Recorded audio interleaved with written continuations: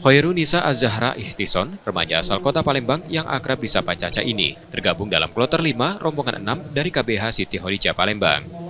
Ia berangkat menunaikan rukun Islam kelima menggantikan sang ayah yang wafat pada April tahun lalu karena sakit.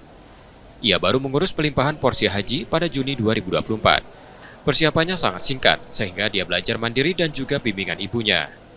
Baru lulus dari bangku SMA, Caca tak hanya melanjutkan niat ayahnya, tapi juga membawa tanggung jawab besar sebagai pendamping neneknya yang kini berusia 67 tahun dan masuk kategori lanjut usia. Ia juga berangkat bersama ibu serta kakeknya. Menggantikan papa, awalnya itu porsi papa sama mama, tapi karena papa sudah berpulang tahun lalu, jadi digantikan sama papa Caca.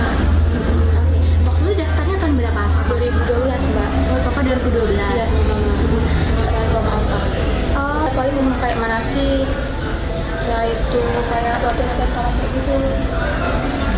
Cacanya 18 tahun nih kuliah atau baru tamat? Baru tamat, insya Allah nanti pengumuman tanggal 8. Oh, itu ambil kuliah di mana aja? Di Unsri, insya Oh, Allah. seri jurusan apa? FK.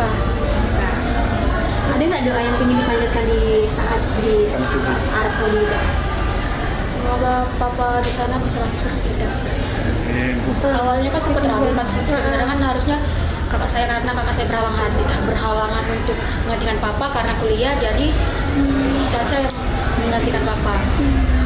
Caca berapa bersaudara ya? 2. Oh, cuma 2 bersaudara. Iya, Caca ada musuh. Ada musuh.